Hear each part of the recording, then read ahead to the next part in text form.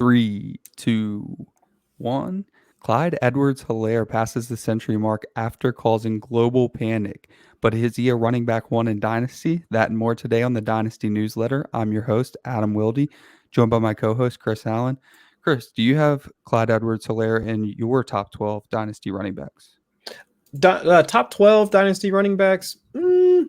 Yeah, I think that does make sense as of right now. I mean, if not like just right outside of it, maybe in like the 14, 15-ish range. Because even after last week, I'm glad to see that Andy Reid immediately went back to him. He even fumbled during that game. Unbelievable. Games with back-to-back fumbles. I didn't think we'd ever see him again. Right. But still, they immediately went back to him. But it's just, there's nothing monumentally shifted for him from a usage perspective. And that's the thing that I need to see in order to bump him up any higher, because he's not seeing an increased target share, which would make us like him or even put him in the same neighborhood or even the same state, let's say, as DeAndre Swift, essentially a younger counterpart of his, like coming out of essentially the same class. And we see him used more often in the passing game, like than CEH so far, even though when CEH came out, like that was one of his trademarks, like coming out of LSU. But on the season so far, just 5 targets. I mean, less than a 5% target share, when that's essentially cut in half from how he was used in his rookie season. I mean, 10.7% target share in his rookie season. And we were still wanting more from him last season, and that's already been cut in half. He's still running the same amount of routes, like per game, literally almost the exact same, about 22 routes per game. From a touch share perspective, still seeing the majority of the touches. Now, he did see his snaps reduced last week, but from a touch share perspective, around 80% of the team's running back touches on a weekly basis. So he's still there. He's still being used the same way. It's just that now he actually wound up finding pay dirt this week. So while I'm happy to see it, I need to see more from him. Like, I need to see either higher efficiency so we can see him get into the, let's say, 14, 15, 16 PPR points per game, like that sort of realm where we're actually seeing a viable floor on a week-to-week basis, or additional more workload from him, either whether it be in the passing game, whether we see more high value touches from him, either in the red zone, something like that, so that we can start to bank on that sort of output on a weekly basis. Until that's the case, just because of his age and the offense that he plays for, that's really what's holding them in high regard from a dynasty standpoint. Because outside of that, why wouldn't you try and go for a Javonte Williams? Why wouldn't you still try and hold on to an Aaron Jones? Even David Montgomery has at least more appeal than CEH at this point, because at least we know David Montgomery is going to be getting the workload. He might be attached to an offense that doesn't know how to use Justin Fields, but at least we know that he's going to be the one that's out there when the team gets into the red zone, if they ever happen to make it there. So other than that, I mean, CEH really gets his name value off of the guy that he's attached to, off of the offense that he's attached to. Other than that, he just seems like a dude at this point. So Clyde Edwards-Helaire is a wonderful case study that we need to try to learn from in Dynasty. And I think it just happened again with Kyle Pitts. So he was the running back 5, and Kyle Pitts, obviously generational, and I'll tie it together in a second. But Clyde Edwards-Helaire was the running back 5, and I really liked him. I mean, back at Dynasty Owners Manual, he was our Twitter icon. I made that. I liked CH a lot when he was my running back 5. It was almost not quite a sleeper. I mean, everybody knew about him, but he was kind of small. He wasn't going to be able to run between the tackles, and he gets drafted to the Chiefs, which obviously should give him a boost, but vaults him up not only to running back 1 overall over the likes of Jonathan Taylor, but into the first round of Dynasty startups. And I'm not the never played a snap guy. In a second today, I'll make a case for Jamar Chase being at the top as a wide receiver. So it's not about never playing a snap. It's about you had an evaluation, and the draft is a piece of the puzzle, a big piece of the puzzle. Landing spot is a huge piece of the puzzle, but it isn't the entire puzzle. So everyone just crumbled up their evaluation and threw it in the trash and just wrote RB1 on a piece of paper and circled it. When Clyde Edwards-Helaire went to Kansas City, we didn't know what usage he was going to get. We knew that he was going to get scoring opportunities, but he doesn't. He doesn't get utilized in the red zone nearly enough.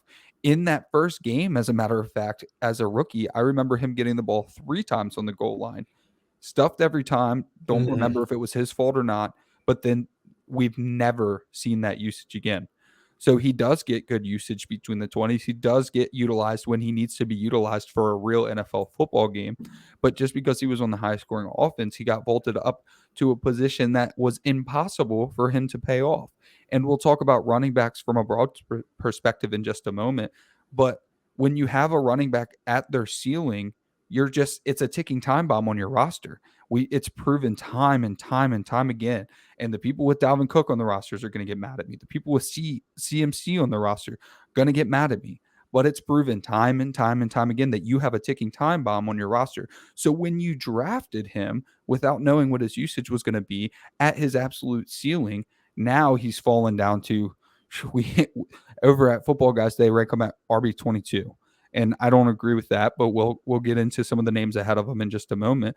But his meteoric fall is because of his meteoric rise. People were so disappointed that he dropped down ever so slightly. And then whenever Darrell Williams gets touches, it's exciting because he was so cheap that workload is enticing. But when you paid so much for Clyde Edwards-Helaire and he's getting that workload, it's not enough. I mean, Mecole said it like, who am I to take targets from Travis Kelce and Tyreek Hill? While you should not say that out loud, it is also a fact that it is very difficult to get utilized in an offense that has the best tight end in the league and maybe the best wide receiver in the league. So it's fair to say that Clyde Edwards-Helaire is just a good ancillary piece, and that could be good for NFL teams. But at the end of the day, he's still a running back one because of contract and age, something I talk about all the time. People are going to say that's not enough. Well, yes, it is, because if you get stuck with the bag with running back, that's how you destroy dynasty rosters. You cannot win consistently by getting stuck at running back. I mean, you could get stuck with Derrick Henry. You'll never get value for Derrick Henry again. I even traded Christian McCaffrey this offseason, and people hated it, but you don't get as much as you think you're going to get for him. So when you get stuck with the bag at running back, you're going to have problems. So we have Clyde Edwards-Helaire in his second year, going to have 3 more years under the contract because he's a first-round pick. They're going to pick up the 5th-year option, almost definitely. So you have 3 more years with Clyde Edwards-Helaire. And when we get into the segment in a minute, when we start on CMC, there's going to be like 15 people in front of CEH right now that will be outside the top 24 running backs in a year, because it happens every year. So with with Clyde Edwards-Helaire, maybe a running back one by default, but still a running back one. Yeah, and I think that's where, you can make cases for other guys, and especially in Dynasty, I can understand if you have a few folks ahead of them. But yeah, I think at the very least, the situation that he finds himself in, I think that's really what's buoying like most of his value at this point. Because even if you look at him from an athletic perspective, sure, he does have some burst, but we don't really get to see it that often because he's been bottled up on a ton of his runs. Like, he has been taking or being able to access some of that in like the second or third level of the field in order to like break off like long runs.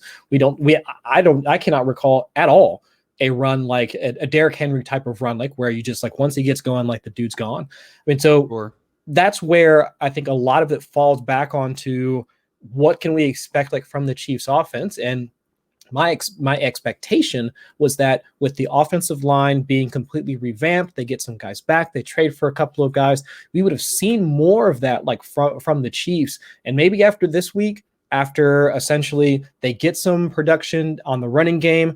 I don't know if you happen to watch the broadcast for that game or not against the Chargers, but definitely there's something up with Tyreek Hill. They just make the move to bring Josh Gordon onto their practice squad, who will eventually wind up on the active roster at some point during the season, I'm assuming, to provide some depth to that wide receiver core. So who knows? Maybe this is the opportunity for Clyde Edwards-Helaire to get more involved in the passing game.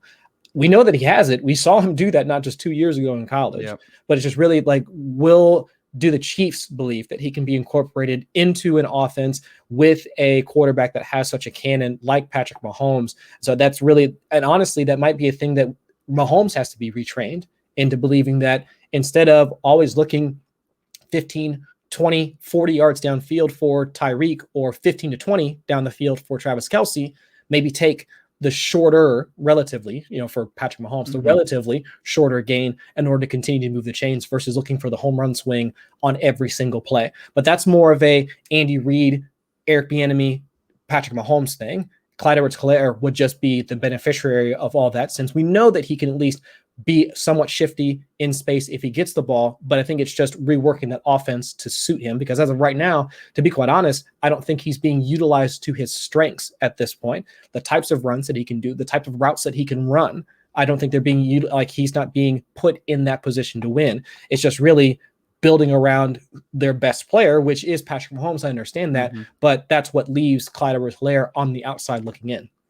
And it almost seems like they just don't need CEH. And when a team doesn't need the player that you have, it just makes it difficult to roster that. But almost by default, and I'll expand on it in a moment, he is a running back one for me. And to tie it back into Kyle Pitts before I get 6,000 dislikes from the Kyle Pitts fan club, my point in saying that is that I believe that Kyle Pitts is being drafted at a ceiling. That's okay if you don't believe that. But for you to be correct and to say that Kyle Pitts has even more ceiling to the way that he's being traded and drafted is probably like a 5 to 10% outcome.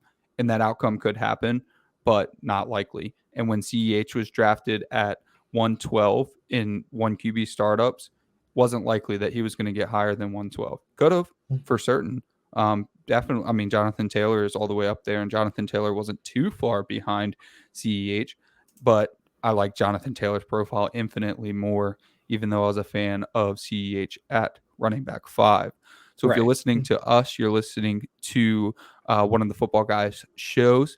We have many, many more shows for you to listen to. So please head over to YouTube, subscribe, hit that notification bell. As Cecil always says on the Audible, sometimes the notification bell declicks itself. So if you are subscribed and you did click the bell, please make sure you're still subscribed and hit the bell again. We also really appreciate any comments, likes, rates, reviews on the podcast. Helps us so much with the algorithm overlords. Another one from Cecil Lammy. Thanks for editing the show, Cecil. So if you like our show, we've got plenty more great ones. Go check those out. So I promised that we would expand on the running back conversation, and I will bring our rankings into it after I pass it over to you.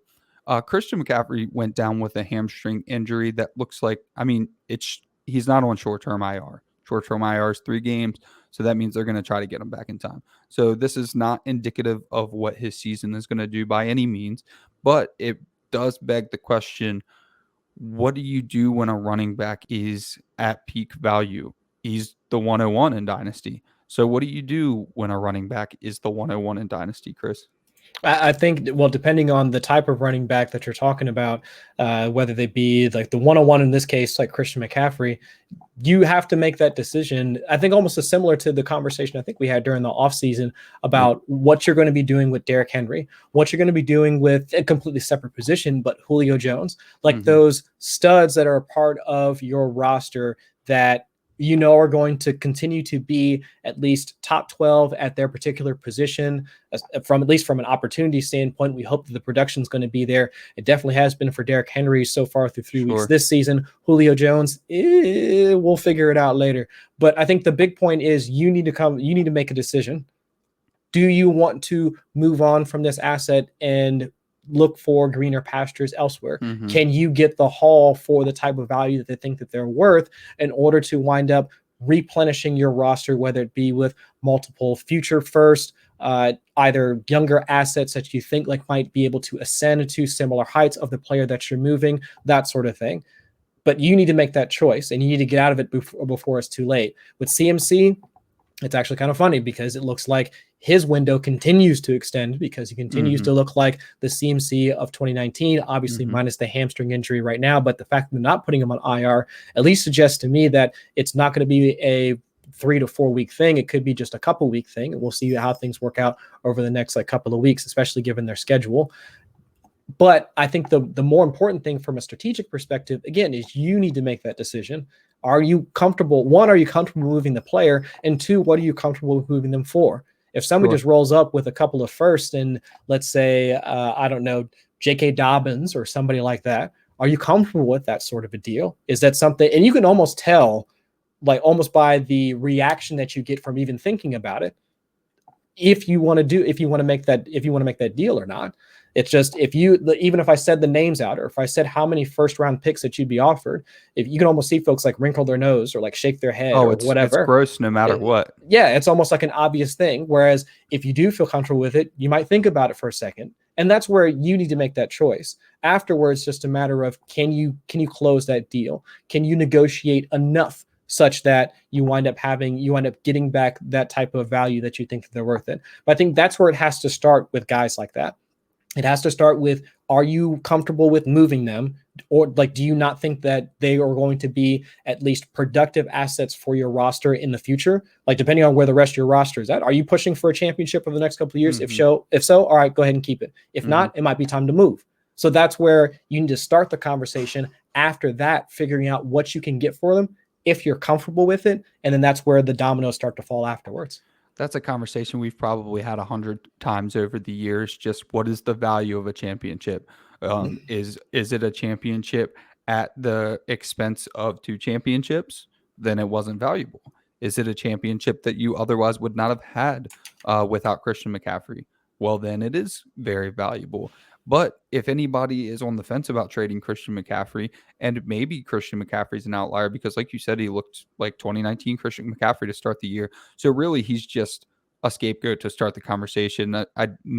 No consideration towards the current hamstring whatsoever. It's probably a conversation we could have had even before the year, but CMC is now currently in the news.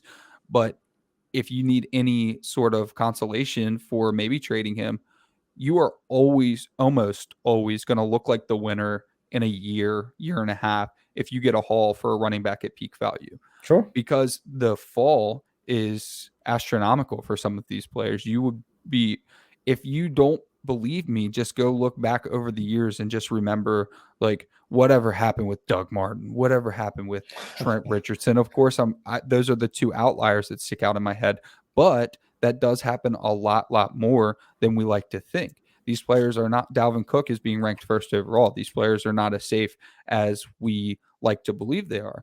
And it's not the one injury away narrative. Every player is one injury away. Right. However, the contract problems. So Saquon's an excellent example. Saquon, best running back in the league to me, on a horrible team with no direction. What direction are they going to go? They're in QB purgatory. They're not winning games now, but they might win too many games to replace Daniel Jones. And if they do replace Daniel Jones, do they run it back with Saquon, which we talked about a couple episodes ago? Does Saquon get another contract with them? So maybe Saquon stays around this 4 right here because his name is Saquon Barkley, but paying all 4 is going to be difficult for him for every other reason besides being the best running back in football. And we have a bunch of other names here that we could see falling off in no time. I mean, Ezekiel Elliot is still right here at 12. I mean, he's not getting traded at running back 12. We have Miles Sanders. Miles Sanders is basically in a timeshare a year after looking incredible. And that's with Jalen Hurts, who has improved Miles Sanders splits, but Miles Sanders is going to struggle to keep 16. I mean, James Robinson's still at 18. The list goes on and on. Names that will just fall off just because it's so hard to hang on at running back. So anytime that you can trade a really, really good running back for a pretty good running back that seems like they're ascending, like if you could have got Christian McCaffrey for the 102 in Superflex a couple years ago and drafted Jonathan Taylor. Okay, well, obviously more to the 102, but if you could have traded Christian McCaffrey for a package that involved the 102 and then drafted Jonathan Taylor, then you're sitting pretty right now because in some dynasty rankings, Jonathan Taylor's already past CMC. That's just the nature of running back. It's just churning. And if you feel like you have a running back on your roster, at least for me, I try to operate on the philosophy of trade them for as much as I can, but you do have to pick, you have to hit on the players you trade for. Right. And fully understand that's not always possible, but it's better to me than being stuck with Derrick Henry for the long haul. Sometimes he'll give you 50 points and he'll win you the week, but you're never recouping value for that player.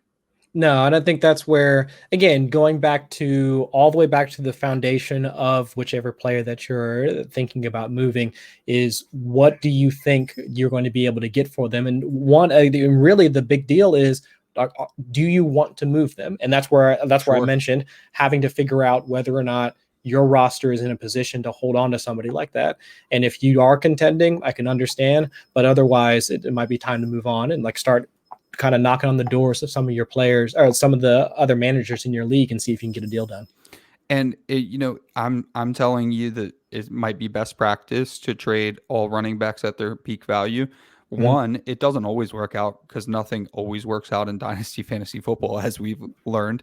Yeah. But two, it still depends on my roster. If Christian McCaffrey's accounting for 25% of my weekly points, I cannot recoup those points in a swap. I mean, you're going to get picks, you're going to get players, you're going to get ascending players that could even go on your taxi squad for a while. Who knows? But you're probably not going to get a player that's going to account for 25% of your total points on a weekly basis. So if I'm a competing team and Christian McCaffrey's accounting for 20% of my weekly points, I probably don't trade him in that case. But the general philosophical point, running back falls off in the blink of an eye. Before you know it, you don't know what happened. And that's why you try to replace that value when they're at their peak. So if you're listening to us, this is the Dynasty Newsletter. We operate in conjunction with the Footballguys newsletter. So head over to footballguys.com and subscribe to the email list that is sent out by Joe Bryant, worked on by Sigmund Bloom, worked on by CeeDee Lamb. They'll get you all the updates. They get you the inactives, who had a great game, who had a bad game, injuries. Everything is covered in that newsletter so that you don't have to scroll through Twitter. Save time, worry less, win more. Go over to footballguys.com, subscribe to that email list. Last thing we have to talk about is another rankings type of segment, and A.J. Brown becomes the scapegoat for this segment because I felt like going into the season, A.J. Brown could really put his stamp on Dynasty wide receiver 1 overall. And he had a slow first 2 games, slow start, a couple of drops that could have attested to that. And I'm not the type of person that thinks drops are sticky. Nobody should think drops are sticky. It's not a sticky stat. So that could have just been 2 bad games. But as you'll touch on a little bit more, he's had concerning usage. The whole offense has had taken a concerning turn. So what do we think about A.J. Brown now with the hamstring injury, but already with a slow start to the season? So I think with A.J. Brown, it is more of a, I guess, philosophical debate as to where you rank him. I still think he's like top 4, top 5. So if you want to put them in just like a group of guys, let's say it's like A.J. Brown, CeeDee Lamb, Justin Jefferson, and say like DK Metcalf. It's like the, that next wave of like high end wide receivers to kind of that we want to kind of move around or like acquire as much as possible. And then shortly after that, you've got some of like the older, not old guard, but like older, like wide receiver 1s. So like Tyreek Hill, Devontae Adams, Diggs, like so on and so forth. With Jamar Chase kind of right below that, but I'm sure we'll get into that here in a little bit. But I think with A.J. Brown, it's not necessarily this first 3 weeks doesn't change much from a dynasty perspective.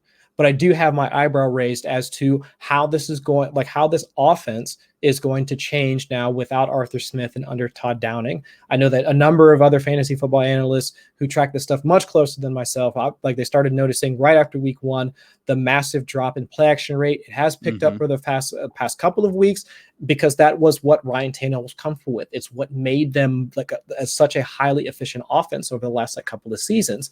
I mean, for Ryan Tannehill, top 12 in terms of EPA per play. I mean, completion percentage over expected on those deep throws. Like we're one of the top 10 in the league. I mean, that's what we want to see from an offense that relies on Derrick Henry for the most part to be essentially the face of that offense, and a face that you don't want to see if he's barreling down at you.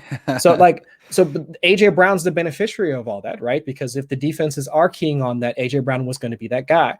But now with the offense coming out to a slow start under Todd Downing, even though, he was essentially a disciple of Arthur Smith, but we're seeing now problems with the offensive line, problems with Julio Jones, or at least not necessarily problems, but just issues with what that target share is going to shake out to be. Julio Jones down to 50% snap share in week 3 after even with AJ Brown out. So we don't know what to expect from a passing perspective, for that squad on a week to week basis. But one thing I do know, I do think that, or at least I do know that AJ Brown is still the wide receiver 1 on that team. We're not look at the rest of that roster. I mean, who else are we going to be relying on a week-to-week basis, like for Ryan Tannehill? It's Sure. not going to be any of those other guys. It's definitely not going to be any of the tight ends, any of the backup running backs. Jeremy McNichols, do not care.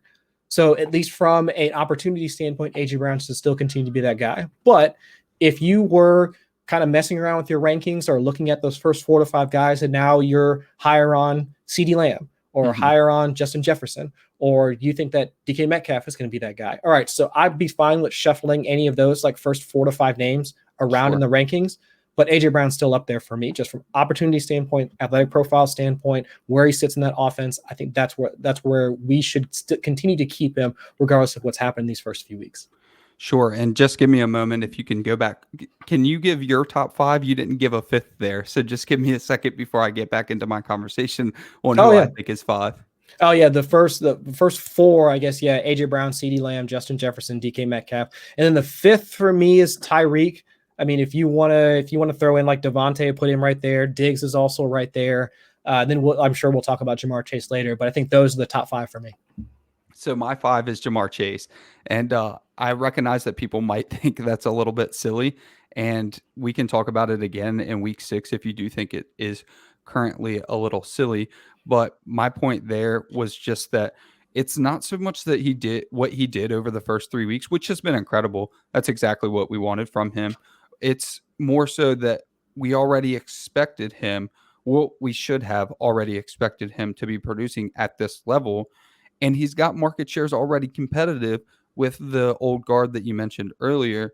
And he's going to give you 5-6 years on those players. So I'd rather be a little bit early than a little bit late. And of course, CeeDee Lamb is right up there. I believe CeeDee Lamb is my wide receiver 3.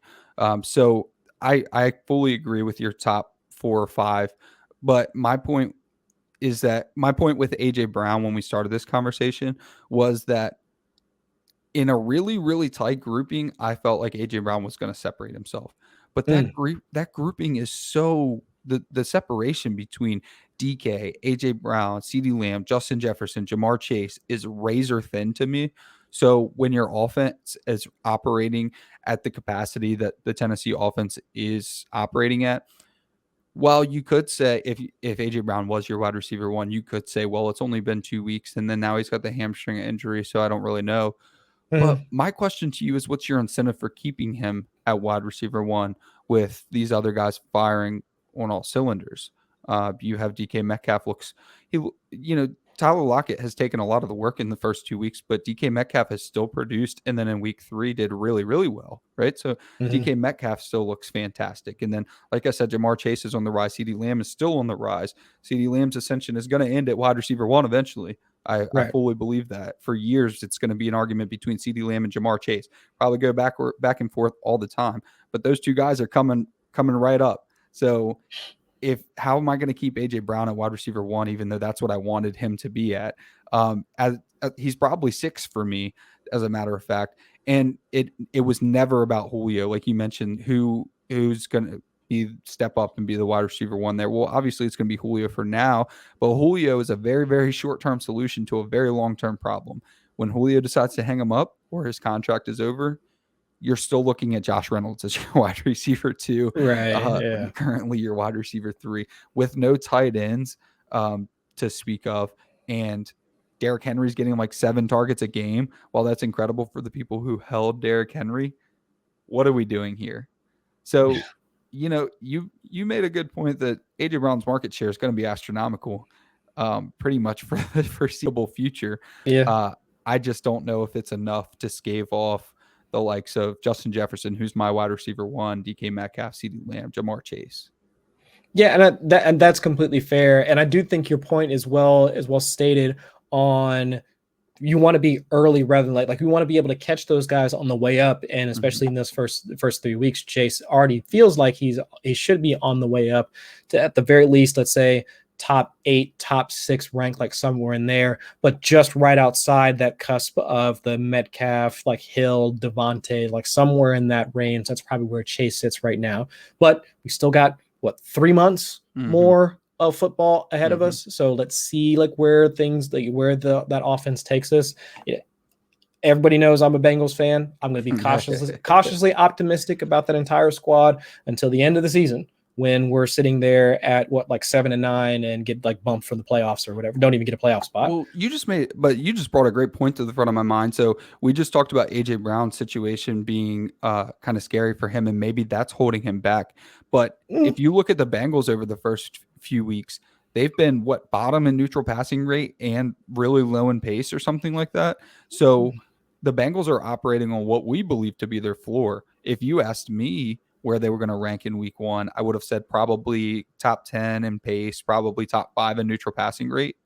And they're ranked they're operating so low, and Jamar Chase is producing at a high level. So I feel like the ceiling's already baked, or not even baked in to his, I guess not really his current value. I mean, you probably can't trade for him right now, to be honest with you. No one's going to trade Jamar Chase right now for basically anything. So it's not that his value still has, it's just not capped. I mean, we're probably not even close to seeing the ceiling, unless your Bengals operate like this all year, in which case Zach Taylor's gone, and then somebody else is going to throw the rock top 5 in the league after Zach Taylor leaves. Well, we don't know if he's going to be gone, because they're now sitting at 2-1. They just beat their division rivals.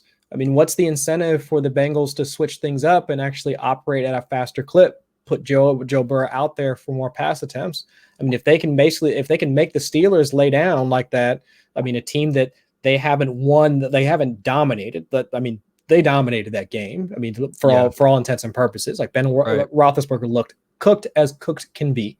So for that type of performance against that team, there really is no incentive for them to change. And so, like, when we were talking about this, like before the show, saying that Jamar Chase, literally over half of his receiving production has come on deep shots, on deep touchdowns to him. And so if that's something, I mean, that's playing with fire. I mean, that's where you do have to start figuring out when that regression is going to hit. And so without a more stable floor with more passing volume, or at least a higher percentage of those targets that are being distributed amongst him, Higgins, and Boyd, assuming Higgins is going to be back this week, that's where at least it's somewhat shaky for him at this point. But all the other stuff, literally the athleticism, the ability to accelerate in order to grab some of those touchdowns, so on and so forth. I mean, all that stuff is as advertised. It's just the rest of that offense that gives me pause when saying that we just should go ahead and put Chase up there with Metcalf and all those other guys.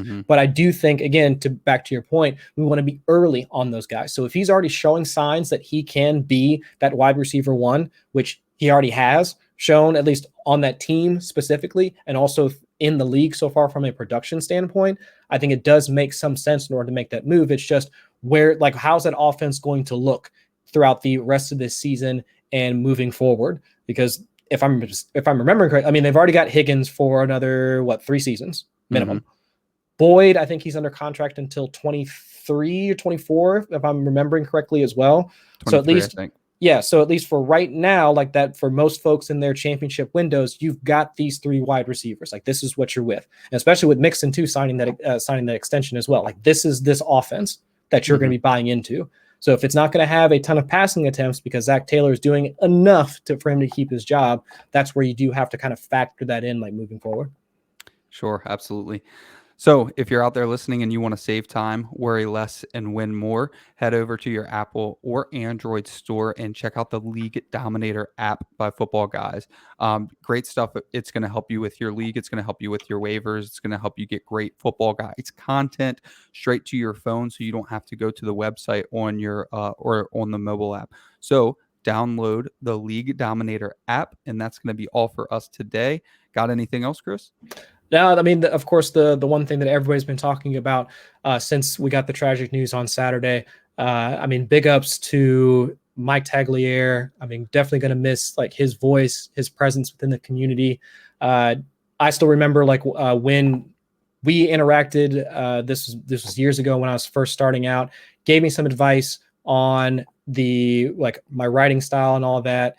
It's been years since I've had a chance to talk with him and interact with him. Wish we had more time, but with all the outpouring that we've seen so far from the fantasy community, literally that we've raised as a community, we've raised over $450,000 for his family. I mean, it's just a beautiful thing to see all of us come together to do something special for a man that put so much of his life into this community. So it's a beautiful thing. And I mean, prayers out to his family, his loved ones, and all that. But yeah, that's all I got for that. And I didn't know Tags, but I know my brother knew him, and a lot of my friends.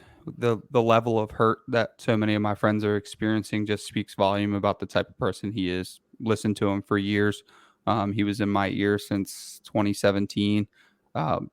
Couldn't seem like a nicer person, somebody that you felt like you were sitting in a room with.